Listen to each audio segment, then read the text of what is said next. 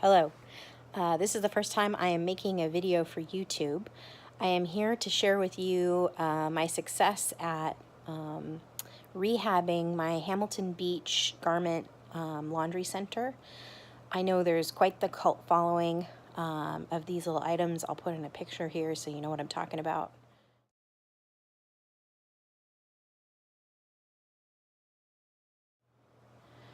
Yeah, so we bought one of these in maybe 2010, could have been a year or two before that, I'm not sure exactly when. We found it on sale for I think $12 at Bed Bath & Beyond, and set it up and instantly loved it and used it for years. It probably broke about 4 years ago. I am a women's and gender studies professor. I teach about globalization, and I like for my students to really think about how the sort of disposability culture that we have in the United States negatively impacts our environment, produces social inequalities, all those kinds of things. And so we continue to hold on to this amazing miracle piece of equipment. Really is just a simple fan that blows over your clothing, even though it didn't work. We have a hard time throwing stuff away, and it worked perfectly well for drying sweaters the normal way. So we just, kind of kept it and didn't have air blowing on it. And a while later, maybe a year ago, we got an air purifier that blows air out the front of it. So we just positioned that air purifier in front of the drying rack, and it kind of worked the same as it did before. But I've been thinking lately about this disposability culture that we have, and the way that in my family in Colombia, for example, don't throw things away like that, but also take the extra step that I hadn't taken to actually see if they could fix it.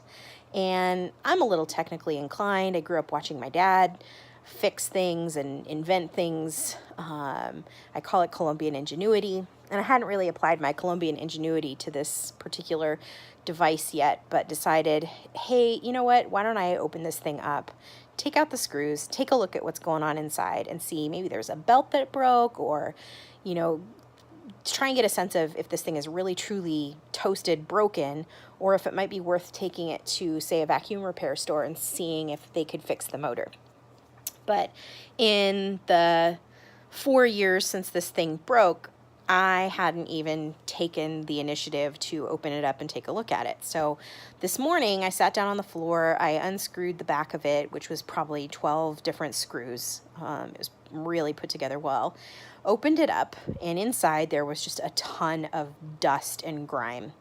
And I was having a hard time getting it fully open because of the cord that comes out the back. And so rather than sit there wrestling with it, trying to get dirty, and I really didn't want to break that cord, I decided, let me get the vacuum cleaner out, vacuum it out, so that I can work more carefully on getting that cord through so I can fully open it up and take a look at it.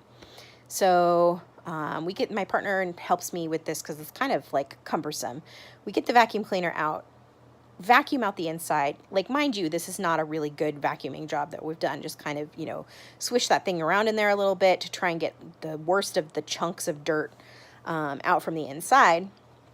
And then we have this bright idea of like, I wonder if that was enough to fix it, because there was a lot of dirt in there. So we kind of put it back together without screwing it back together, I kind of held it together, my partner plugged it into the wall, and lo and behold, the thing worked. So I went ahead and put the screws back in, and it is now, you might be able to hear it in the background, actively blowing over my sweater for the first time in 4 years. I'm kind of feeling a little stupid for not having opened it up before and rigging up something funky to take care of it. Now, all of this happens in the week of the sensational This Is Us episode of the Crockpot fire. So we are also a little bit concerned about the wiring and all of that stuff, and a little hesitant to leave it on unattended, and trying to think about being really careful. Our house has brand new wiring. We have really wonderful smoke detectors, so we're not particularly concerned about a fire from that perspective. But we probably are going to be pretty careful with this thing given how dusty and dirty it is in there, still, even after the vacuuming, and how old it is and in a state of long-term disuse. So I would just caution all of you aficionados of the Hamilton Beach sweater drying rack to take the same caution. I know lots of you probably have looked for replacements. They run anywhere from 80, 90 bucks to 500. I think I saw one this morning for $5.99 on Amazon.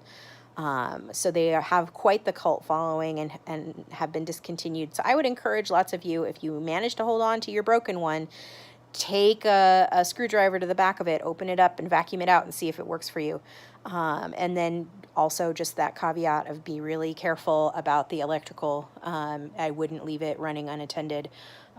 We don't need any tragedies as a result of funky wiring on these things. But it's worth a shot, and it can help us resist this culture of disposability, and it's a pretty easy little DIY project for a Saturday morning. Have fun. I hope this video was helpful to you. Bye.